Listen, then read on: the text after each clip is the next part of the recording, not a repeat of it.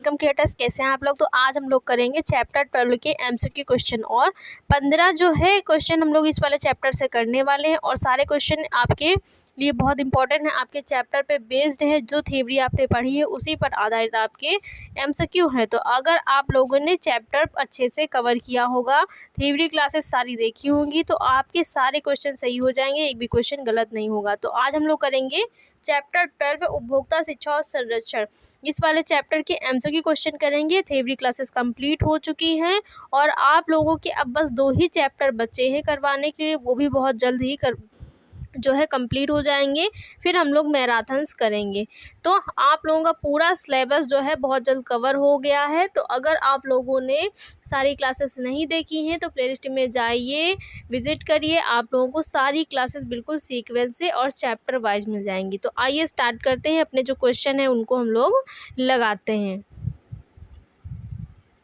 पहला क्वेश्चन है, उपभोक्ता का प्राथमिक घटक निम्न में से कौन सा है। तो जो उपभोक्ता है उसका प्राथमिक घटक निम्न में से कौन सा है। सामाजिक, आर्थिक, ए और बी दोनों, इनमें से कोई नहीं। तो उपभोक्ता का जो प्राथमिक घटक है निम्न में से कौन सा होता है या कौन सा है। तो सामाजिक और आर्थिक दोनों क्या होते हैं, उपभोक्ता के प्राथमिक घटक के अंतर्गत आते हैं।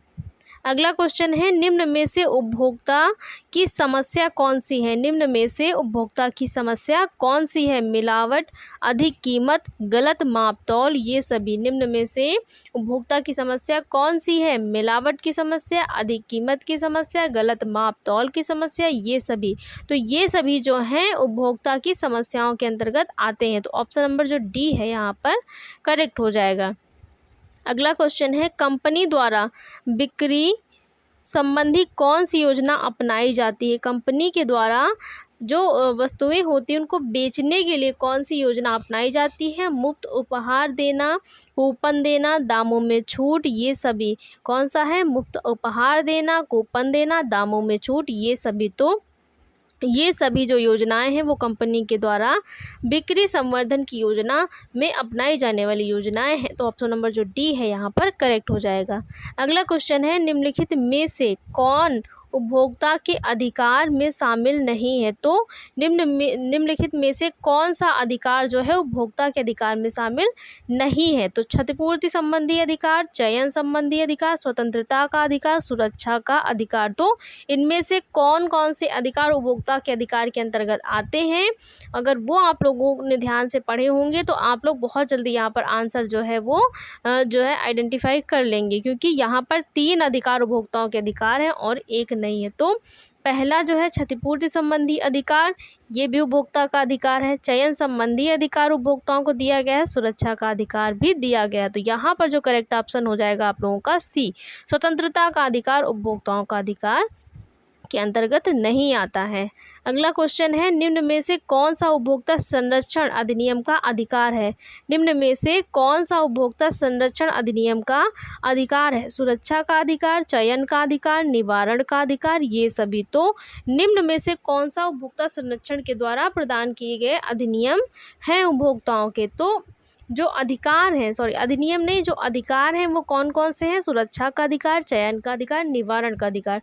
तो ये सभी जो संरक्षण के अंतर्गत अधिनियम के अंतर्गत जो अधिकार हैं वो उपभोक्ताओं को दिए गए हैं। तो यहाँ पर जो ऑप्शन नंबर डी है वो करेक्ट हो जाएगा। सुरक्षा का अधिकार, चयन का अधिकार, निवारण का अधिकार, ये सभी अधिकार उपभोक्ताओं को दिए गए हैं अधिनियम 1986 के अंतर्गत। अगला है, मानकीकरण चिन्ह सुनिश्चित करता है कि वस्तु की गुणवत्ता को सुनिश्चित करता है, वस्तु की माप को, वस्तु की उचित कीमत को, इनमें से कोई नहीं। तो जो मानकीकरण चिन्ह है वो क्या सुनिश्चित करता है, वस्तु की गुणवत्ता को सुनिश्चित करेगा, वस्तु की माप को करेगा, वस्तु की उचित कीमत को करेगा, इनमें से कोई नहीं। तो मानकीकरण जो है वस्तु की गुणवत्ता को प्रमाणित करने का कार्य करता है। ऑप्शन नंबर ए यहाँ पर करेक्ट हो जाएगा।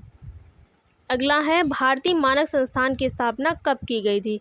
तो जो भारतीय मानक संस्थान है BIS जो है उसकी स्थापना कब की गई थी। 1947, 1948, 1943, 1950। तो कब की गई थी, 1947 में की गई थी। ऑप्शन नंबर ए यहाँ पर करेक्ट हो जाएगा।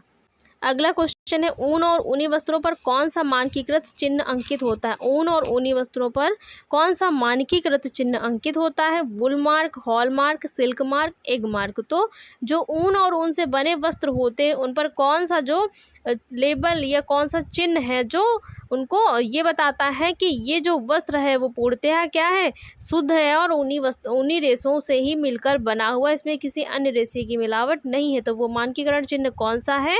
वूल मार्क है, जो ऊन और ऊन से बने वस्त्रों पर लगा हुआ होता है और ये प्रमाणित करता है कि जो जिस वस्त्र पर ये मार्क लगा हुआ होगा ये प्रमाणित करेगा कि ये वस्त्र प्योर ऊन से बना हुआ है, इसमें अन्य किसी रेशे की मिलावट नहीं है।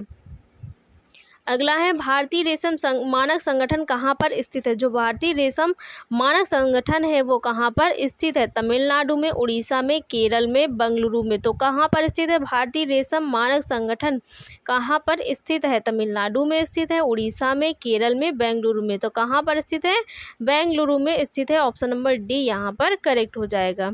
अगला क्वेश्चन है, उपभोक्ता अपने अधिकारों के लिए जा सकता है? कहाँ पर जा सकता है? अदालत में, बाजार में, दुकान में, इनमें से कोई नहीं। तो जो उपभोक्ता है वो अपने अधिकारों की मांग करने के लिए कहाँ पर जा सकता है? अदालत में जा सकता है, बाजार में जा सकता है, दुकान में जा सकता है, इनमें से कोई नहीं। तो कहाँ जा सकता है? अदालत में जा सकता है। ऑप्शन नंबर ए यहाँ पर करेक्ट हो जाएगा।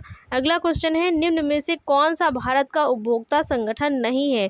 तो निम्न में से इनमें से कौन सा एक ऐसा संगठन है जो भारत का उपभोक्ता संगठन नहीं है बल्कि अन्य देश का है? तो insight, choice, hallmark, consumer, voice. तो इनमें से कौन सा संगठन भारत का उपभोक्ता संगठन नहीं है? तो यहाँ पर जो हॉलमार्क है ये भारत का उपभोक्ता संगठन नहीं है बल्कि ये तीनों जो हैं ये भारत के उपभोक्ता संगठन के अंतर्गत आते हैं।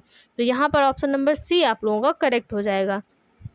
अगला क्वेश्चन है, पूर्व स्नातक और स्नातक तक के स्तर तक के पाठ्यक्रमों के बाद जीविकोपार्जन के लिए उपभोक्ता शिक्षण और संरक्षण के क्षेत्र में कौन सा विकल्प है? तो यहाँ पर आप लोगों को पूरा आंसर दिख नहीं रहा होगा, इसको थोड़ा सा छोटा कर लेते हैं तो आप लोगों को दिख जाएगा। अब दिख रहा होगा। तो इसमें से कौन सा आंसर सही हो जाएगा? पूर्व स्नातक और स्नातक स्तर के पाठ्यक्रमों के बाद जीविकोपार्जन के लिए उपभोक्ता शिक्षण और संरक्षण के क्षेत्र में कौन सा विकल्प है? बीएससी गृह विज्ञान, बीएससी परिवार संसाधन प्रबंधन, ये सभी। तो पूर्व स्नातक और स्नातक के पाठ्यक्रमों के बाद अगर आप आजीविका अर्जित करने के लिए उपभोक्ता शिक्षण और संरक्षण के क्षेत्र में जाना चाहते हैं तो आपके पास कौन कौन सी योग्यताएं होनी चाहिए? बीएससी गृह विज्ञान से होना चाहिए, बीएससी होना चाहिए, परिवार संसाधन प्रबंधन, ये सभी। तो क्या होना चाहिए? ये सभी जो हैं आपको उपभोक्ता शिक्षण संस्थान के क्षेत्र में जीविकोपार्जन में सहायता कर सकते हैं, ये सभी योग्यताएं होनी चाहिए। तो ऑप्शन नंबर जो डी है वो यहाँ पर करेक्ट हो जाएगा। अगला क्वेश्चन है, उपभोक्ता संरक्षण अधिनियम 1986 के तहत कितने प्रकार के अधिकारों को स्वीकृत किया गया है? तो जो उपभोक्ता संरक्षण अधिनियम 1986 है इसके तहत कितने प्रकार के अधिकारों को स्वीकृत किया गया है? 5, 6, 7, 8। तो कितने प्रकार के अधिकारों को उपभोक्ता संरक्षण अधिनियम 1986 के तहत जो है स्वीकृत किया गया है? 6 अधिकारों को, उपभोक्ताओं को 6 अधिकार दिए गए हैं। तो ऑप्शन नंबर जो बी है यहाँ पे करेक्ट हो जाएगा। अगला क्वेश्चन है, भारत में हॉलमार्क मार्किंग की व्यवस्था किस वर्ष प्रारंभ हुई? तो भारत में हॉल मार्किंग की व्यवस्था किस वर्ष प्रारंभ हुई थी? 2000 में, 2001 में, 2002 में, 2003 में। तो भारत में जो हॉल मार्किंग की व्यवस्था है वो किस वर्ष प्रारंभ हुई थी? 2000 में, 2001 में, 2002 में, 2003 में। कब प्रारंभ हुई थी? 2000 ईस्वी में प्रारंभ हुई थी। तो 2000 जो वर्ष है वहाँ प्रारंभ हुई थी। तो यहाँ पर जो ऑप्शन नंबर ए है वो करेक्ट हो जाएगा। भारत में जो हॉल मार्किंग की व्यवस्था है वो कब प्रारंभ हुई? वर्ष 2000 में प्रारंभ हुई थी।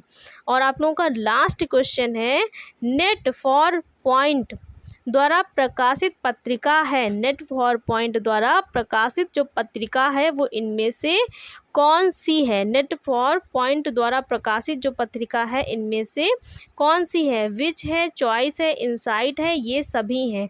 तो लास्ट क्वेश्चन है हम लोगों का, कौन सी पत्रिका जो है वो नेट फॉर पॉइंट के द्वारा जो प्रकाशित है? तो यहाँ पर जो चॉइस पत्रिका है आप लोगों की वो नेट फॉर पॉइंट के द्वारा जो संगठन है उसके द्वारा प्रकाशित की जाती है। तो ऑप्शन नंबर जो बी है यहाँ पर आप लोगों का करेक्ट हो जाएगा। तो इतने क्वेश्चन हम लोगों ने चैप्टर से कर लिए हैं और सारे क्वेश्चन आप लोगों के इम्पॉर्टेंट हैं। जो थ्योरी आप लोगों ने पढ़ी थी उसी से सारे क्वेश्चन फ्रेम हुए हैं। तो आप लोगों को जो भी चीज़ें थ्योरी से नहीं समझ में आई तो वो क्वेश्चन से भी समझ में आ जाती हैं। तो यहाँ पर हम लोगों का जो चैप्टर है वो पूरी तरीके कंप्लीट हो गया है। अब हम लोग कल जो है नेक्स्ट वाला चैप्टर हम लोग जो चैप्टर आप लोगों का 13 है उसको अपनी क्लास में कंटिन्यू करेंगे। तो गाइस आप लोगों को क्लास कैसी लगी? अगर क्लास अच्छी लगी हो तो वीडियो को लाइक शेयर करिएगा और चैनल को सब्सक्राइब करिएगा। Thanks for watching guys.